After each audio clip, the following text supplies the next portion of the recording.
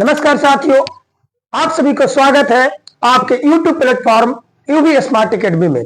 साथियों, तो आज हम उपस्थित हैं रफ्तार सीरीज का दूसरा पार्ट लेकर। हमारा रफ्तार सीरीज चालू हो चुका है। बिहार बोर्ड 10वीं कक्षा में पढ़ने वाले जितने छात्र छात्राएं हैं, आप इस चैनल से जुड़ जाइए। और हमारा जो रफ्तार सीरीज चालू हुआ है, ये रफ्तार सीरीज जब तक चलेगा तब तक हमारा पूरा साइंस समाप्त नहीं हो जाता है। तो ये रफ्तार सीरीज का आज हमारा दूसरा पार्ट है, जैसा कि आप थंबनेल में देख सकते हैं। और रफ्तार सीरीज में दूसरा पार्ट हमारा ये केमिस्ट्री का है। ये केमिस्ट्री का है। तो केमिस्ट्री का पहला चैप्टर जिसका नाम है रासायनिक अभिक्रिया और समीकरण, ये पूरा डिस्कशन ऑब्जेक्टिव्स का मैं लेकर आया हूं। और ऑब्जेक्टिव में मैं फुल डिस्कशन करने वाला हूं। एनसीईआरटी का क्वेश्चन है ये सारे के सारे। तो चलिए बिना देर किए हम लोग आज इस सेशन को आगे बढ़ाते हैं। तो चलिए आगे बढ़ते हैं। सभी छात्र छात्राओं, जैसा कि आप सभी जान रहे हैं कि होली हिंदुओं का एक महत्वपूर्ण त्योहार है। ऐसे में आज होलिका दहन है और इस होलिका दहन के शुभ अवसर पर आप सभी छात्र छात्राओं को यूबी स्मार्ट एकेडमी की तरफ से बहुत बहुत हार्दिक शुभकामनाएं एवं बधाई। छात्रों, आप इस त्योहार का आनंद लें और अपने मस्ती में झूमते रहें। लेकिन ये आज मेरा रफ्तार सीरीज आज चलेगा। तो देखिए, जैसा कि आप देख सकते हैं, एक मैं कोटेशन लेकर आया हूं आपके सामने। लिखा हुआ है कि सफलता कड़ी मेहनत और धैर्य का परिणाम है। कहने का मतलब है कि व्यक्ति को जिंदगी में अगर सफल होना है तो सफलता प्राप्त करने के लिए व्यक्ति को मेहनत के साथ साथ धैर्य को बनाए रखना जरूरी होता है। आगे लिखा है कि हर दिन कुछ नया सीखे और अपने सपनों की ओर बढ़ते रहे। प्यारे बच्चों, आप सभी को पता है कि हमें हर दिन कुछ न कुछ नया सीखने को मिलता है। तो नया मतलब दिन जैसे ही चेंज होए, आप समझ लीजिए आज का हमारा नया दिन है और हर दिन हमें कुछ न कुछ सीखने को मिलता है। तो चलिए उसी अंदाज में आज हम लोग इस एमसीक्यू सेक्शन को पढ़ करके कुछ सीखने का काम करेंगे। तो चलिए, हमारा आज का पहला क्वेश्चन है, जैसा कि आप स्क्रीन पे देख रहे होंगे। लिखा हुआ है कि लोहा को जिंक से लेपित करने की क्रिया को क्या कहते हैं? लोहा को जिंक से लेपित करने की क्रिया को क्या कहते हैं? हमारा आज का क्वेश्चन है, आप देख सकते हो। आज का हमारा क्वेश्चन है कि लोहा को जिंक से लेपित करने की क्रिया को क्या कहते हैं? तो प्यारे बच्चों, आप देख लीजिए, यहाँ पे 4 ऑप्शन आपके सामने दिए गए हैं। पहला ऑप्शन जो है वह है संक्षारण। पहला ऑप्शन है वह है हमारा संक्षारण। यहाँ पे टाइप गलत कर दिया गया है। पहला ऑप्शन है संक्षारण। दूसरा ऑप्शन है गैल्वेनीकरण। तीसरा ऑप्शन है पानी चढ़ाना और चौथा ऑप्शन है विद्युत अपघटन। तो आपको पता है कि लोहा पर जिंक क्यों चढ़ाया जाता है? इसको तो आपको पता है कि आखिर इस पर जिंक क्यों चढ़ाया जाता है। जैसे कहने का मतलब है कि लोहा को अगर हम लोग खुली हवा में छोड़ दिया जाए तो इस लोहा पर कुछ अवांछनीय भूरे रंग की परत जम जाती है। इस लोहा पर भूरे रंग की परत जम जाती है, जिसे हम लोग कहते हैं जंग लगना कहते हैं। और इन्हीं जंग लगने से बचने के लिए लोहा के ऊपर हम लोग कई बार जिंक को लेपित करते हैं, तो कई बार हम लोग उस पर पेंट का लेप चढ़ाते हैं, तो कई बार ग्रीस का लेप चढ़ाते हैं।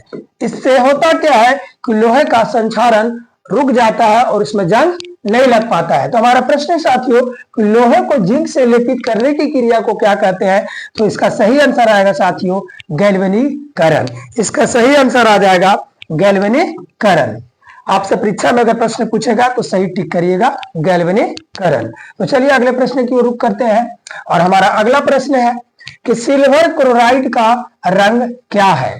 प्यारे बच्चों, ये सिल्वर क्लोराइड का रंग क्या है, ये आप देख सकते हैं। हमारा आज का क्वेश्चन है, सेकंड नंबर क्वेश्चन है कि सिल्वर क्लोराइड का रंग कैसा होता है। ये क्वेश्चन बिहार बोर्ड कई बार पूछ चुका है। बिहार बोर्ड कई बार ये क्वेश्चन को पूछ चुका है। ऐसे में ये प्रश्न काफी इंपॉर्टेंट हो जाता है। तो सिल्वर क्लोराइड की अगर बात करें साथियों, इसमें एक सिल्वर क्लोराइड होता है, एक होता है सिल्वर ब्रोमाइड।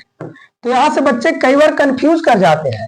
सिल्वर ब्रोमाइड का रंग अगर पूछेगा कैसा होता है, तो सिल्वर ब्रोमाइड का रंग बच्चों हल्का पीला होता है, इसको कहेंगे हल्का पीला। ये भी प्रश्न पूछ सकता है, सिल्वर क्लोराइड की जगह पे पूछ देगा कि सिल्वर ब्रोमाइड का रंग कैसा होता है, तो प्यारे बच्चे इसका सही आंसर आएगा हल्का पीला। लेकिन हमारा जो क्वेश्चन नंबर सेकंड है वो है कि सिल्वर क्लोराइड का रंग कैसा होता है, तो सिल्वर क्लोराइड का रंग किसी और प्रकार का नहीं बल्कि ये आपका सफेद श्वेत होता है, श्वेत अर्थात व्हाइट कलर का होता है। तो आइए हम लोग ऑप्शन के अकॉर्डिंग हम लोग बात करते हैं, है ना। तो ऑप्शन नंबर ए में श्वेत दिया है, ऑप्शन नंबर बी में पीला दिया है, ऑप्शन नंबर सी में हरा दिया है और ऑप्शन नंबर डी में काला दिया है। तो इसका सही आंसर हो जाएगा प्यारे बच्चों सफेद, यानी कि सिल्वर क्लोराइड का रंग कैसा होता है, सफेद। आई होप आपको बहुत अच्छे से समझ में आ रही होगी। चलिए हमारा अगला क्वेश्चन आज का क्वेश्चन नंबर 3। क्वेश्चन नंबर 3 जैसा कि आप देख सकते हैं स्क्रीन पे, क्वेश्चन नंबर 3 आप देखिए क्या लिखा हुआ है। क्वेश्चन नंबर 3 है कि जस्ता तथा तनु हाइड्रोक्लोरिक अम्ल की अभिक्रिया से फलस्वरूप निम्न में कौन से गैस बनता है। यानी कहने का मतलब है कि अगर हम लोग जिंक को हाइड्रोक्लोरिक अम्ल के साथ अभिक्रिया करवाते हैं, HCl के साथ अभिक्रिया करवाते हैं, तो कौन सा गैस का निर्माण होगा। प्यारे बच्चों इससे हम लोग अगर अभिक्रिया करवाएंगे तो हमारा क्या बनेगा, अभिक्रिया के फलस्वरूप हमारा जिंक जो है क्लोरीन के साथ अभिक्रिया करेगा, जिंक क्लोराइड, और उसके बाद आप देख सकते हैं कि यहाँ कौन सा गैस का निर्माण हो रहा है। आप देख सकते हैं यहाँ पे हाइड्रोजन बना तो आपका हाइड्रोजन गैस का निर्माण हो रहा है। यानी कहने का मतलब हुआ कि अगर जिंक की अभिक्रिया हाइड्रोक्लोरिक अम्ल के साथ करवाया जाए तो प्यारे बच्चों यहाँ कौन सा गैस निकल रहा है, तो हाइड्रोजन गैस का निर्माण हो रहा है। आप देख सकते हैं रिएक्शन के माध्यम से कि कौन सा गैस निकल रहा है। तो इसका सही आंसर हो जाएगा, देखिए ऑप्शन ए में दिया है CO2, ऑप्शन बी में दिया है N2, ऑप्शन सी में दिया है H2 और ऑप्शन डी में दिया है SO2। तो आप देख लीजिए ऑप्शन के अकॉर्डिंग आपका हाइड्रोजन गैस बन रहा है, तो हमारा सही आंसर हो जाएगा option number C. Option number C हमारा सही आंसर हो जाएगा H2। चलिए अब हम लोग अगले प्रश्न की ओर बढ़ते हैं। तो हमारा अगला प्रश्न है प्यारे बच्चों, हमारा अगला प्रश्न है, आप देख सकते हैं हमारा अगला प्रश्न है कि निम्नलिखित में से, हमारा अगला प्रश्न रहा कि निम्नलिखित में कौन सा एक दहन अभिक्रिया है। दहन अभिक्रिया प्यारे बच्चों, दहन क्या है, कंबशन इसको अंग्रेजी में बोलते हैं दहन। तो दहन क्या है, तो दहन हो गया आपका कि जब कोई पदार्थ है ना ऑक्सीजन की उपस्थिति में, जब कोई पदार्थ ऑक्सीजन की उपस्थिति में, है ना, जब कोई पदार्थ ऑक्सीजन की उपस्थिति में, है ना, जलना प्रारंभ कर देता है। जब कोई पदार्थ ऑक्सीजन की उपस्थिति में जलकर उष्मा और प्रकाश देता है, जलकर क्या देगा, उष्मा प्लस प्रकाश, जलकर अगर उष्मा और प्रकाश उत्पन्न करता है तो ऐसी प्रक्रिया प्यारे बच्चों क्या कहलाती है, दहन। तो दहन का उदाहरण आपसे पूछ रहा है तो आपको मैं बता दूं कि कोयला हो गया, अगर कोयला जलेगा, कोयला अगर आपका जलता है तो ये भी दहन अभिक्रिया का उदाहरण हो गया। मोम का जलना ये भी आपका दहन अभिक्रिया का उदाहरण हो गया, हालांकि इससे हम लोग हटा के रखते हैं। ये जो आपका पेट्रोल हो गया, पेट्रोल का जलना ये भी आपका दहन अभिक्रिया का उदाहरण हो गया। तो ये सभी दहन अभिक्रिया के उदाहरण है। तो ऑप्शन में आपका क्या लिखा हुआ है कि जल का उबलना, ऑप्शन नंबर ए है जल का उबलना, जो कि ये नहीं होगा। मोम का पिघलना, अगला पेट्रोल का जलना। तो इसमें दहन अभिक्रिया का उदाहरण जो मुख्य होगा ये मोम का पिघलना, इसका आंसर नहीं हो सकता है। इसका सही आंसर आएगा पेट्रोल का जलना। पेट्रोल का जलना ये हमारा दहन अभिक्रिया का उदाहरण हो जाएगा। अब दहन क्या है अभी मैंने आपको बता ही दिया कि जब कोई पदार्थ जल करके ऑक्सीजन की उपस्थिति में और उष्मा और प्रकाश देगा, दहन कहलाएगा। दहन का उदाहरण हो जाएगा पेट्रोल का जलना। चलिए हम लोग अगले प्रश्न की ओर बढ़ते हैं। अगला हमारा प्रश्न है, देख लीजिए अगला प्रश्न है, ये क्वेश्चन प्यारे बच्चों बिहार बोर्ड में पूछा हुआ प्रश्न है, जो कि काफी इंपॉर्टेंट प्रश्न है। लिखा हुआ है साग सब्जियों को विघटित होकर कंपोस्ट बनने की अभिक्रिया कौन सा अभिक्रिया का उदाहरण है। कंपोस्ट किस प्रकार का अभिक्रिया का उदाहरण है। साग सब्जियों को प्यारे बच्चों देखिए, है ना, साग सब्जी को जैसे हम लोग क्या होता है कि सड़ जाता है, गल जाता है, उसको हम लोग सड़ने गलने के लिए देखिए अगर छोड़ दीजिएगा साग सब्जी को ऐसे ही रख करके खुले में, तो देखिएगा वो बिल्कुल मुरझा जाएगा, कुछ दिन तक छोड़ दीजिएगा तो वो सड़ गल जाएगा, है ना, सड़ गल जाएगा। तो ऐसी परिस्थिति के अंदर में वो खराब हो जाता है। आखिर वो रिएक्शन क्या करता है, तो ये आपसे पूछा है कि साग सब्जियों को, है ना, विघटित होकर के कंपोस्ट, है ना, कंपोस्ट किस अभिक्रिया का उदाहरण है, कंपोस्ट बनना किस प्रकार की अभिक्रिया का उदाहरण हो जाएगा। तो प्यारे बच्चों, ये ऑप्शन ए में है ऊष्माशोषी, ऑप्शन बी में ऊष्माधारी, ऑप्शन सी में ऊष्मागामी, ऑप्शन डी में है प्रतिस्थापन। तो ये जो ऊष्माधारी लिखा हुआ है इसको ऊष्माक्षेपी भी बोलते हैं, ऊष्माक्षेपी, ऊष्माक्षेपी अभिक्रिया, ऊष्माक्षेपी अभिक्रिया इसी को बोलते हैं। तो हमारा साग सब्जियों का विघटित होकर के कंपोस्ट बनना, ये जो है ऊष्माधारी अर्थात ऊष्माक्षेपी अभिक्रिया का उदाहरण है। तो अगर आपसे पूछेगा कोई कि साग सब्जियों को विघटित होकर के कंपोस्ट बनना ये किस प्रकार की अभिक्रिया है, तो प्यारे बच्चों ऊष्माक्षेपी अथवा ऊष्माधारी अभिक्रिया का उदाहरण हो जाएगा। चलिए अगले प्रश्न की ओर बढ़ते हैं हम लोग। अगला प्रश्न हमारा है कि निम्न में से कौन सा उत्पाद लेड नाइट्रेट के गर्म करने पर प्राप्त होता है। यानी कहने का मतलब हुआ कि लेड नाइट्रेट को अगर हम लोग गर्म करते हैं, लेड नाइट्रेट को अगर हम लोग गर्म करते हैं तो इसमें से कौन सा उत्पाद प्राप्त होने वाला है। तो लेड नाइट्रेट को हम लोग गर्म करेंगे अगर प्यारे बच्चों, लेड कहने का मतलब शीशा कह रहे हैं, तो इसी लेड नाइट्रेट को अगर हम लोग गर्म करते हैं, इस लेड नाइट्रेट को गर्म करेंगे तो उससे कौन सा गैस निकलेगा, क्या वो ऑक्सीजन होगा, क्या वो NO2 होगा, क्या वो NO2 और N2 होगा, क्या वो NO2 और O2 होगा। तो प्यारे बच्चों, है ना, आपको लेड नाइट्रेट को गर्म करने पर जो प्राप्त होगा गैस वो कोई और नहीं, ऑप्शन नंबर डी आपका सही आंसर हो जाएगा, NO2 और O2, NO2 और O2, option number D is correct answer. हमारा आंसर सही हो जाएगा NO2 और O2। तो चलिए अगले प्रश्न की ओर बढ़ते हैं हम लोग, और हमारा आज का अगला प्रश्न है क्वेश्चन नंबर 7 कि निम्न में कौन सही है। ये देखिए आपसे पूछ दिया है निम्न में कौन सही है, यानी कहने का मतलब है कि आपका फॉर्मूला दे दिया है इसमें, है ना। तो देख लीजिए यहाँ पे एक फॉर्मूला होता है तूतिया, एक फॉर्मूला होता है तूतिया, दूसरा फॉर्मूला आपको मैं बता दूं तूतिया, उसके बाद है एक धोवन सोडा, धोवन सोडा, धोवन सोडा, एक होता है बेकिंग सोडा जो इसको खाने वाला सोडा कहते हैं, बेकिंग सोडा, ठीक है, बेकिंग सोडा। और इसी तरह का हमको इसको फॉर्मूला आपको पता है, तूतिया का सूत्र होता है CuSO4, है ना, 5H2O, ये आपका तूतिया का फॉर्मूला हो गया। आपका धोवन सोडा का फॉर्मूला हो जाएगा Na2CO3 इंटू 10H2O, ये आपका धोवन सोडा का हो गया। खाने वाला सोडा का हो जाएगा NaHCO3, है ना। आप इसको ऐसे भी याद रख सकते हैं धोने वाला सोडा को कि 10 रुपया का सोडा लेकर के आप उसको धो दीजिए, है ना, 10 रुपया का सोडा लेकर के उसको आप धो दीजिए। बेकिंग सोडा खाने वाला सोडा को हाइड्रोजन लगा करके खा जाइए, इस प्रकार से आप इसको याद कर सकते हैं। तो ये आपका कुछ इंपॉर्टेंट फॉर्मूलेज हो गए, और आपका यहाँ फॉर्मूला कौन सा सही है वो पूछ रहा है, Na2CO3 5H2O, क्या ये सही है? नहीं, अभी हम लोगों ने देखा तूतिया का सूत्र होता है CuSO4 5H2O, तो क्या आपका Na2CO3H2O होगा सही।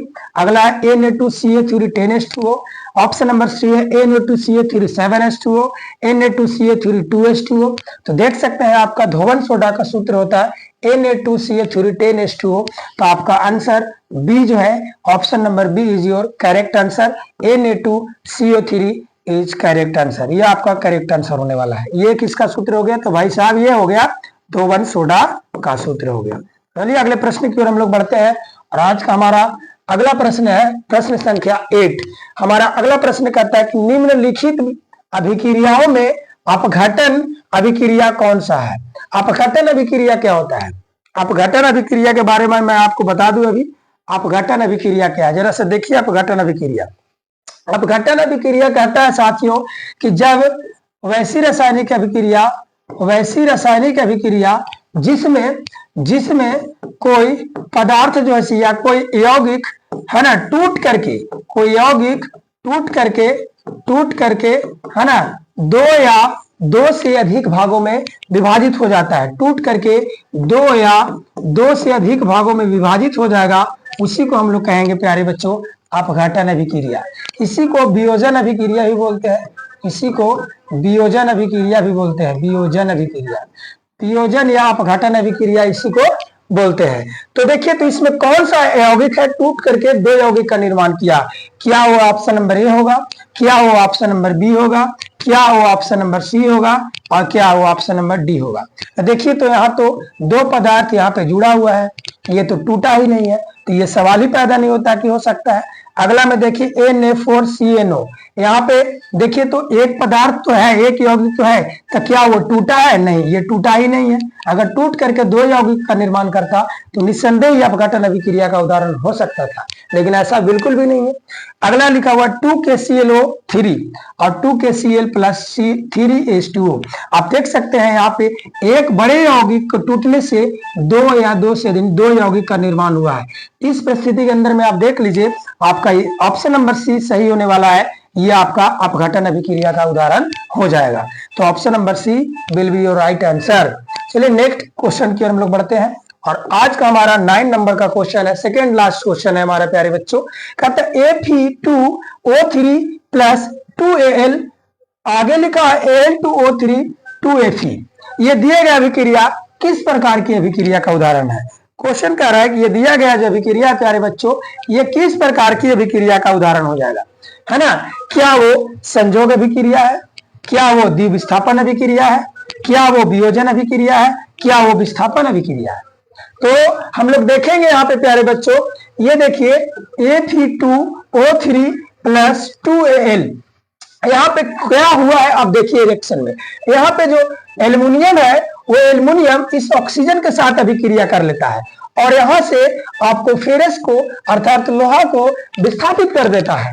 अब विस्थापित कर दिया जब यहाँ पे, तो आप विस्थापित कर दिया जब यहाँ पे फेरस को, तो ऐसी परिस्थिति के अंदर में जो रिएक्शन होगा प्यारे बच्चों, वो कोई और नहीं बल्कि वह विस्थापन अभिक्रिया का उदाहरण हो जाएगा। तो हमारा सही आंसर हो जाएगा इसका, हमारा इसका सही आंसर हो जाएगा, है ना, कि ये किसका उदाहरण है? प्यारे बच्चे, इसका सही आंसर हम पिक करेंगे, इसका सही आंसर क्या हो जाएगा? विस्थापन अभिक्रिया, ये आपका सही आंसर हो जाएगा। ठीक है, अब नेक्स्ट क्वेश्चन हमारा आज का लास्ट क्वेश्चन होगा प्यारे बच्चों। ये क्वेश्चन हमारा आज का लास्ट क्वेश्चन है, ये हमारा आज का लास्ट क्वेश्चन रहेगा प्यारे बच्चों। तो चलिए इस क्वेश्चन को भी हम लोग देख लेते हैं। कहते हैं लौह चूर्ण पर तनु हाइड्रोक्लोरिक अम्ल, लौह चूर्ण पर तनु हाइड्रोक्लोरिक अम्ल, है ना, डालने पर क्या होता है? लोहा के चूर्ण पर प्यारे बच्चों, लोहा के चूर्ण पर अगर हम लोग हाइड्रोक्लोरिक अम्ल डालेंगे तो क्या होगा? तो क्या वो हाइड्रोजन गैस एवं आयरन क्लोराइड बनता है? क्या आयरन लवण एवं जल बनता है? क्या कोई अभिक्रिया नहीं होता है? क्या आयरन सल्फेट एवं जल बनता है? तो प्यारे बच्चों, आपको मैं बता दूं कि इस लोहा के चूर्ण के ऊपर, इस लोहा के चूर्ण के ऊपर अगर हम लोग तनु हाइड्रोक्लोरिक अम्ल को डालते हैं, तनु हाइड्रोक्लोरिक अम्ल को डालते हैं, तो वह हाइड्रोजन गैस एवं आयरन क्लोराइड बनाएगा, हाइड्रोजन गैस एवं आयरन क्लोराइड बनाएगा। सो हमारा आंसर ऑप्शन नंबर ए हो जाएगा।